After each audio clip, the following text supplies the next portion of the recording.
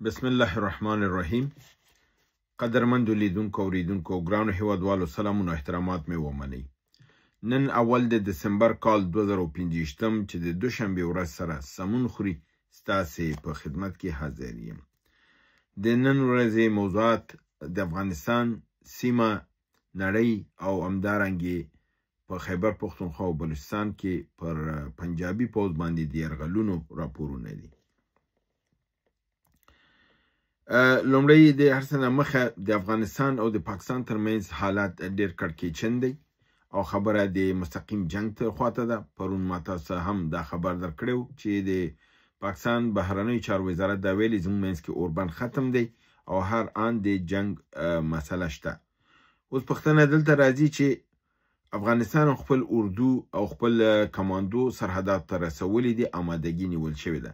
اما ولې دا حمله د پاکستان د خوا نه تر اوسه پورې نه ده شوې؟ د هغې لوی عامل دا دی چې په پاکستان کې خپله دننه یو لوی کړکېچ روان دی. فعلا د پاکستان اردو سالار نه لري، یعنی مشر قانوني مشر نه لري او د قانون نقطې نظر نه د اوسني مشر عاصم منیر وخت او میاد په 28 د نومبر ختم شوی دی. بنان د هغې لپاره بل علم او خبر لا نه دی ورکړ شوی. هغه رسما که هر عمل کوي خلاف د قانون بی، ځکه د تقرر فرمان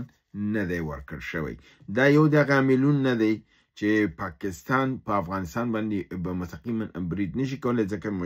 مرکزی قومنده فعلا وجود نه لري او حکومت او اردو خپل په منځ کې په شخړو کې دي. دویم کوم یو چې ګواښونه افغانستان ته کیږي هغه علت دا دی چې دوی غواړي د خپل د خلکو اذهان مختلفو د ټکو خواته واړي، تر څو چې دا کم خبرې د ټول متمرکز دی دولت او د حکومت خواته دي هغې متمرکز شي په طرف د افغانستان او د جنگ او د دې ذهن راوګرځېږي لپاره دی چې هلته حالات متشنج دي. پاکستان کې لوبه داسې ښکاري چې عاصم منیر چې کومه لوبه د امریکې نه په بیه اخیستې وه چې زه به د ایران کې هم تا سره مرسته کوم، ته به ماته په افغانستان کې بره لاس راکوي او زه به د افغانستان کې چې کله برلاسه شم نو به بګرام میدان هوایي به تا ته در سپارم. هغه لوبه کې په امریکایانو ته دا معلومه شوې ده چې عاصم منیر دوی سره ډبل لوبه شروع کړې ده. یعنی دلته دوی ته ویلي چې پیسې ونه اخلم ایران کې ورسره مرسته کوم، خو هلته ایران ته ویلي دي چې زه به دا کار نه کوم او زه تا سره هر نوع دغه چې همکاري به در سره کوم، یعنی د میزایل د لحاظ نه د اتومي د لحاظ نه. او تاسو وکتل چې د ایران د امنیت شورا رئیس علي لاریجاني راغی، بیا د عاصم منیر سره یې ولیدل او بالخصوص د ترهګرۍ په مسئلې سره بحث وکړ. په پاکستان کې دا ډبل گیم اول ځل نه دی. کله چې مشرف ډبل گیم شروع کړ هغه باندې امریکایان پوهېدل چې د امریکا نه پیسې اخیستلې او د امریکا په خلاف جنګېدل. نو امریکایان ورته د موقت زمان کې څه ونه ویلې، اما پروګرام یې ورته درلوده چې بیا څنګه په ملکي شکل کې د تذلیل کې او د قدرت نه وغورځي چې هماغه کار بیا ورسره وکړي. همدارنګې ضیاءالحق چې تر څو پورې د امریکایانو ضرورت ورته و نو ګارډ اف آنر یې ورته وړاندې کړو، سرې قالین یې ورته هوارولې. اما کله چې د ژنیو په معامله کې ضیاءالحق مخالفت وښوده او نه غوښته چې د ژنیو قرارداد امضا شي، نو هغه امریکایانو غوښته چې په هر قیمت امضا شي، لکه اوس چې په یوکراین کې کوم قرارداد غواړي په هر قیمت امضا شي. بنان څه وکړل؟ ضیاءالحق یې له منځه ویوړه. دا هغه شی چې خپله ضیاءالحق هم په دې پوهېده چې کله دا قرارداد امضا کېده ویل چې کله دغه امضا شي نو پس د هغې دی به زما د مرګ پروګرام هم جوړوي. او تاسو معلومه ده چې 1988 کې هم قرارداد امضا شو او هم ضیاءالحق ووژل شو او هغې کې امریکایانو خپله قرباني هم ورکړه. نو دلته اوس پاکستان کې د اوضاع چې خرابه ده او د دې د نوټیفیکیشن متن شوی، تاسو معلومه ده د امریکا نظام پاکستان د اردو په ذریعه کنټرولوي، اما بیرته اردو که کوم غلطي کوي، مشر کوم غلطي کوي، بیا پولیټیکل پارټیز یا سیویلین دغه یعنی عوامو حکومت چې دی هغه ورته دا کوي. او دلته تاسو اوس ګورئ چې نواز شریف ورور یې دوی ورته خپې اړمې کړي دي او د وخت میاد د 28 د نومبر چې باید ورته مکتوب ورکړ شي، مکتوب ورته تر اوسه نه دی امضا کړی. او دا کېدی شي که د ده شاته د امریکا قدرت او صلاحیت نه نو نواز شریف د اردو په مقابل کې دا اقدام نشي کولی. دا ډاډګیرنه هلته هم شته دی، دننه اردو کې هم شته دی. نو فعلا د ده دپاره د یو سبق ورکولو دغه یې کړی دی. همدارنګې په پاکستان کې د اردو په خلاف باندې درنې حملې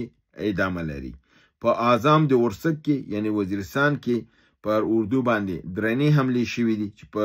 یو عملیات کې 6 تنه نظامیان وژل شوي دي او په نورو مختلفو عملیاتونو کې په حدود د 10 کسه نور وژل شوي دي. په بلوچستان کې په کوټه کې 15 حملې شوي دي، په جیوان کې، په کیچ کې، په کوټه کې او د بعضی کنټرول حملې وي، کنټرول چاودنې وي او بعضی سنایپري یعنی هدفمند وژنې وي چې دا الته شوي دي. په همدارنګې په بلوچستان کې په یو نظامی قطار باندې برید شوی دی چې یو نظامی قطار کاملا له منځه وړل شوی دی او پوځیانو ډېر زیات مرګ ژوبله ورته اوښتې ده. همدارنګې د ځینې جاسوسانو دغه گرفتار شوي دي د اردو د پاکستان چې ویل کېږي تعداد زیات دی، 15 کسونه هم زیات دی، خو دغه په یو تن د هغوی نه نظر حسین سالارزوی د باجوړ اوسیدونکی او چې گرفتار شوی دی او اعدام شوی دی، او یو تن هم د ټانک ولایت د ټانک ولسوالۍ علي خیل کلي اوسیدونکی بیت الله د ملا اختر زوی نیول شوی دی، پس د تحقیق نه اعدام شوی دی. او همدارنګې ویل کېږي 3 کسه نور هم اعدام ته ور برابر کړلی شوي دي. بله خبره دا ده چې د پاکستان د مرستیال وزیر اعظم او وزیر خارجه اسحاق ډار دا اقرار کړی دی چې کوم وخت نه طالبان قدرت ته رارسېدلي تیر 4 کالو کې 4,000 پاکستانی پوځیان وژل شوي دي، 20,000 ټپیان شوي دي. نو دا یو ډیره لویه ضربه ده په 4 کالو کې، ځکه چې په 20 کالو کې د امریکایانو 2650 تنه په افغانستان کې مړه شوي وو. نو دا هغې بیا نور تاب رانه وړه د دوی دا او ویل کېږي چې دا احصایه چې ده ورکړې کېدی چې دا ډیره کمه ورکړل شوي دا د ده نه ډیره زیاته اوسي، مګر دغه چې کوم یو چې دوی افشا کړی دی دا دوی لپاره د مرګ ارزښت لري او ډیره لویه پیمانه باندې وژنه ده. راځو دې ته چې پاکستان د افغانستان متعلق څه لوبه شروع کړې ده. پاکستان وایي چې اوس خو دا نړۍ ته ثابته شوله چې رحمان الله لکنوال دا د افغانستان غړی و، او همدارنګې فرزن داود الوکوزی چې اوس د ترهګرۍ په دغه کې ګیر شوی د خو د افغانستان و، یا همدارنګې هلته ځینې نور افراد هم گرفتاره شوي دي چې ویل کېږي تعداد کم از کم 7 تنو ته دی په مختلفو مسایلو کې دي، جرمي مسایل دي، امریکا گرفتار شوي دي. نو پاکستان دا وایي چې اوس خو نړۍ ته دا ثابته شوله ولې د ملګرو ملتونو نه یو غونډه نه راغوښتل کېږي او د 2001 غوندې افغانستان لپاره دویم ځلې یو تړون یا معاهده بیرته قطعنامه پاس شي او د نړیواله سطح باندې د افغانستان لپاره اردو جوړه شي، لکه څنګه 2001 کې چې افغانستان باندې یرغل وشو او په دا ځلې په دې اردو کې پاکستان هم شامله اوسي. نو د اول کرښې کار به منګه دلته انجام کو دی وایي چې که چېرته دا اردو اجازه ورکړ شي، یعنی پاکستان دا کوشش کوي چې یو نړیواله قانوني لاره جوړه شي چې زه په افغانستان باندې یرغل وکم، او دی وایي چې نور کار بیا موږ ته پرېږدئ، که دغه ملګرو ملتونو دا اجازه وکړه چې په افغانستان د یرغل وشي نو موږ به په افغانستان ورننوځو او دا ترهګر یعنی طالبان ښیي. دا به داسې زیر و زبر کو چې په تاریخ کې نوم پاتې نشي، یعنی زړه ډېر زیات ورته ډک دی. لپاره دی چې کوم هدف مد نظر درلود هغې لاسته نه دی راغلی، اوس نړیوالو نه دا غواړي چې موږ ته دا سټیج برابر کړي، دغه لاره راته جوړه کړي چې موږ وشو کولی په افغانستان باندې ورننوځو او افغانستان ووهو او زیرو زبرې کو. نو دا د دوی نوې پلمه ده او نوې ډرامه ده، غواړي چې افغانستان ته کم کار چې دوی په خپله کړی دی هغه په افغانستان راواړي او افغانستان باندې یرغل وکړي، او دا انشاءالله د ارمان به ګور ته ویسي. دا پروګرام نشي کېدلی، نه امریکا دا کار کوي، نه دوباره امریکا د پاکستان لپاره د یرغل ته ده کېږي، که استعمالوي پاکستان به استعمالوي، په خپله به نه استعمالیږي. همدارنګې راځو نړیوالو خبرونو کې بغداد اليوم اخبار لیکلي دي چې پر ایران باندې د اسرائیلو د حملې امکانات تر آخر د 2015 یعنی همدغه د دسمبر میاشتې نن اول تاریخ دی نهایت ممکنه ده. مانورونه په تیرو دغه هفته کې په ایران تر سرحداتو انجام کړي دي، سرته رسولي دي، او اسرائیل دا فکر کوي چې د ایران فضایی حدود اوس هم محفوظ نه دي، ایران د دفاع صلاحیت نه لري او ممکنه ده چې موږ په ده باندې برید وکړو. یعنې دا کوم مانورونه چې بله ورځ انجام کړي دي، سرته یې رسولي دي، نو دی دا فکر کړی دی چې ایران خو وایي چې موږ دفاعي سیستم خپل قوي کړی دی، خو ممکن چې دوی دا نه وي قوي کړی او دوی هغه دغه نه سرته رسولی، نو موږ به ممکن پرې حمله وکړو. زه فکر کوم که دا داسې یو تصور دی کوي او بیا حمله کوي، لوی اشتباه کوي او دې باندې به دې غټه ضربه وخوري او له منځه به لاړ شي. همدارنګې امریکا خپل قواوې د سوریې دیرزور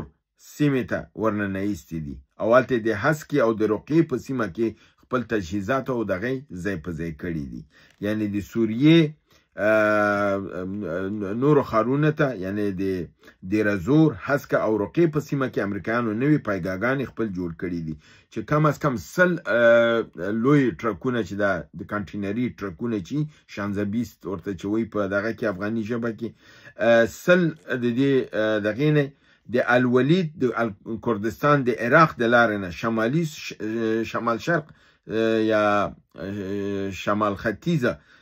سوریې سیمې باندې راننه ایستې دي، هلته په هسکه کې او رقه کې ځای په ځای کړي او دفاع هوایي هم هلته خپله ځای په ځای کړې ده چې دا خپله ښکاره کوي چې نه تنها یو سوریه کې امریکا خپل پایګاګانې وداده کړي، یعنې سوریه په عملا چې الجولاني ونیوله اوس امریکا ته سپارلې او امریکا لګیا دي خپل پایګاګانې پکې جوړوي او دې ورته څه نه وایي او دا د ایران په مقابل کې د جنګ لپاره هم آمادګي او تیاری نیسي. نو دلته په سیمه کې یعنی حالات کړکېچن دي، ممکن دی چې دلته په افغانستان او د هغې ترمنځ هم جنګ ونښلي د پاکستان او هلته د ایران او د اسرائیل پې برید وکړي. هلته به نو د دسمبر میاشت به یو خونړۍ میاشت وي لپاره د سیمې او نړیوالو دغه کې او دا شی امکان پذیر دی ډېر زیات حتما په دې باندې به دوی اقدامات کوي. همدارنګې پس له امریکا نه چې رحمان الله لکنو او دی ونیول او اعلان یې وکړ چې داود الکوزی او په نامه د صاحبزاده او په نامه د عبدالله او همدارنګې د 7 کسان چې دوی ویلي نیولي دي. جرمني همدارنګې د افغاني مجرمینو نیول او د خپل د مرګ نه د ویستلو اعلان کړی دی، ویلي دي چې دا به افغانستان ته. دلته باید موږ غربي نړۍ ته دومره ووایو چې دا کسان نه زموږ د افغانستان پورې ربط لري نه د افغانستان وو، دا ستاسو ګوډاګیانو تاسو تربیه کړیو، ستاسو لپاره یې کار کوو، بنان دا په افغانستان یې مه راټپئ چې تاسو ته تر څو نوکري کوله خو بیا مجرمین نه وو، اوس چې تاسو مقابل کې کوم کار وکړو اوس مجرمین شو افغانستان ته یې رالېږئ، بنان افغانستان یې همچنان باید د دوی ونه مني او دا بینالمللي قوانینو نقطې نظر نه افغانستان کولی شي د هغې قبولي نه انکار وکړي او چې انکار وکړي بیا دوی په زوره باندې لیږلی نه شي او دا کار باید افغانستان وکړي. هیله ده چې برنامه وګورئ، خوښ کړئ او دوستانو سره شریکه کړئ. تر بل برنامې چې تاسو حضور ته حاضرېږم، تاسو په لوی رب العزت سپارم. وما علینا الا البلاغ.